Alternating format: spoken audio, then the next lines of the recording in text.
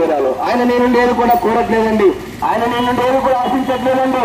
కేవలం నీ పాడైపోయిన హృదయాన్ని, పతనమైపోయిన హృదయాన్ని ఆయన అనగా కోరేవాడిగా ఉన్నాడు. నా కుమారుడా, నీ హృదయం నాకు ఇచ్చినట్లయితే నేను బాగు చేస్తానంటా ఉన్నాడు. హృదయం ఎంతో ఘోరమైనదండి, ఎంతో వ్యాధి కలిగినది, అనగా అనేకమైనటువంటి చెడు లక్షణాలు కలిగినటువంటి అలాంటి పాప హృదయమును ఆ పాప మెరుగైన దేవుడు తీసి అనగా బాగు చేస్తానంటా ఉన్నాడు. దేని వాక్యం సెలవిస్తా ఉన్నది, హృదయ శుద్ధి గల వారు ధన్యులు, వారు దేవుని చూచెదరని. కనుక ప్రియ సహోదరి సహోదరుడా, ఈ ఉదయ కాలం ఆ దేవాది దేవుని అంగీకరించినట్లయితే, ఆయన ఎందుకు శ్వాసం ఇచ్చినట్లయితే ఆయన నీకు గొప్ప రక్షణ అనుగ్రహించేవాడిగా ఉన్నాడు. ఒకనొక దినాన పరలోక రాజ్యంలో ఆయన కుమారుడిగా అంగీకరించబడి అనగా ఆయన కుమారుడిగా చేర్చబడేవాడిగా ఉన్నావు. ఇట్టి ధన్యత నీకు కావాలి అంటే ఆ ప్రేమల రక్షకుని ప్రభువైన యేసుక్రీస్తు వారిని అంగీకరించినట్లయితే ఆయన నీ పాపములన్నీ కూడా తీసివేసేవాడిగా ఉన్నాడు. దేవుని వాక్యం సెలవిస్తా ఉన్నది, మనము మన పాపంలో ఒప్పుకునేలా దేవుడు నమ్మదైన వాడిని నీతిమంతును గనుక సమస్తమైన దుర్నీతి నుండి మనల్ని కడిగి పవిత్రపరచునని దేవుని వాక్యం సెలవిస్తా ఉన్నది. కనుక ప్రియ సహోదరి సహోదరుడా, ఏమాత్రం కూడా ఆలస్యం చేయక, నాకు ఇంకా సమయం ముందు నేను తలంచక ఆ ప్రభువైన యేసుక్రీస్తు నువ్వు శ్వాసం ఉంచినట్లయితే నువ్వెంతో ధన్యురాలు.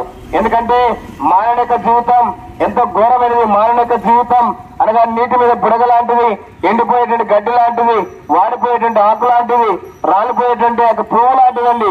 మానవుడు ఎప్పుడు ఏ క్షణాన్ని ఈ లోకాన్ని వెళ్తామో తెలియదు కనుక నీ గొంతులో ప్రాణం ఉండగానే ఆ ప్రభువైన యేసుక్రీస్తు వారిని అంగీకరించినట్లయితే నువ్వెంతో ధన్యురాలు. ఆయన అనగా తన దగ్గరకు వచ్చే వారందరినీ కూడా ప్రేమించేవాడిగా ఉన్నాడండి. తన దగ్గరకు వచ్చే వారందరినీ ఆయన ఏమాత్రం కూడా బయటకు త్రోసివేసేవాడిగా లేడు. తన దగ్గరికి ఎవరైతే వచ్చేవారు ఉన్నారో, ఎందరైతే వచ్చేవారు ఉన్నారో వారందరూ కూడా ఆయన కుమారులుగా అంగీకరించబడేవారు ఉన్నారు. కనుక ఇలాంటి గొప్ప ప్రేమను ఈ ఉదయకాల సమయంలో ఏమాత్రం కూడా నిర్లక్ష్యం చేయక, నా కొద్దులే త్రోసివేయక నేడే ప్రభువైన యేసుక్రీస్తుని విశ్వాసం ఉంచుము. అప్పుడు నీవును నీటి వారును గొప్ప రక్షణ పాప క్షమాపణ పొందదురు. మా ప్రియులారా, నీకు సమయం లేక కొద్ది మాటలు చెప్తూ వచ్చినాం. మాడ్రాస్ ఇదే నందుకొట్కూరు పట్టణంలో హౌసింగ్ బోర్డు కాలనీలో పార్కు వెనకాల యెహోవా సీయోను ప్రార్థన మందిరం ఉంది. అక్కడికి మీరు వచ్చినట్లయితే మీకు మరి వివరంగా తెలియజేసి మీ కొరకే ప్రార్థన చేసే దైవ సేవకులు ఉన్నారు కనుక మిమ్మల్ని అందరినీ ప్రేమపూర్వకంగా ఆహ్వానిస్తూ ఉన్నాం. దేవుడు మిమ్మల్ని, మీ కుటుంబాలను, మీ వ్యాపారాలను ఆశీర్వదించిన మీ కొరకే ప్రార్థన చేస్తాం. ప్రేమగల మా పరలోక తండ్రి, పరిశుద్ధమైన దేవా, మీ ఘనమైన నామమును బట్టి నీకు స్తోత్రాలు. ఈ జూన్ మాసంలో మరి ప్రభా ఉదయకాలం ఈ చివరి బుధవారం దయగల తండ్రి నీ యొక్క క్రీస్తు ప్రేమను మరి ప్రభా ప్రకటించటకు మీరు ఇచ్చిన గొప్ప ధన్యతకై మీకు స్తోత్రాలు.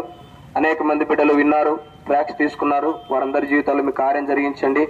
సత్య మార్గం తెలుసుకున్నట్లు మీ కృప అనుగ్రహించండి. దేవా, బిడ్డలందరినీ దీవించండి, ఆస్వాదించండి. వారి కుటుంబాలను, వారి వ్యాపారాలను దీవించండి, ఆస్వాదించండి. అయినా మీ యొక్క రాజ్యం కొరకే సిద్ధపడకు సహాయం దయచేయమని, మీ యొక్క రాజ్య వ్యాప్తిని ఇంకా మీరు మరి ప్రభా అభివృద్ధి చేయమని మీరు రక్తపోషణ కోరుకుంటూ, ఇక్కడ సెంటర్లో విన్న బిడ్డలందరినీ కూడా దీవించమని మీ దైవలాస్తాలకు అప్పగించుకుంటూ, చేయబడిన పరిచయను ముద్ర వేసి నీరుగట్టి ఫలింపజేయమని మహిమా ఘనత ప్రభావాలు మీకు ఆరోపిస్తూ యేసుక్రీస్తు ప్రభువారి శ్రేష్టమైన నామమున స్తుతించి ప్రార్థించి అడిగి వేడుకొంచున్నాం తండ్రి, ఆమేన్. జయమని చెప్పండి. ప్రభువైన యేసుక్రీస్తు వారికి, సువార్తలో సహాయపడిన యేసుక్రీస్తు ప్రభు వారికి హల్లెలూయా.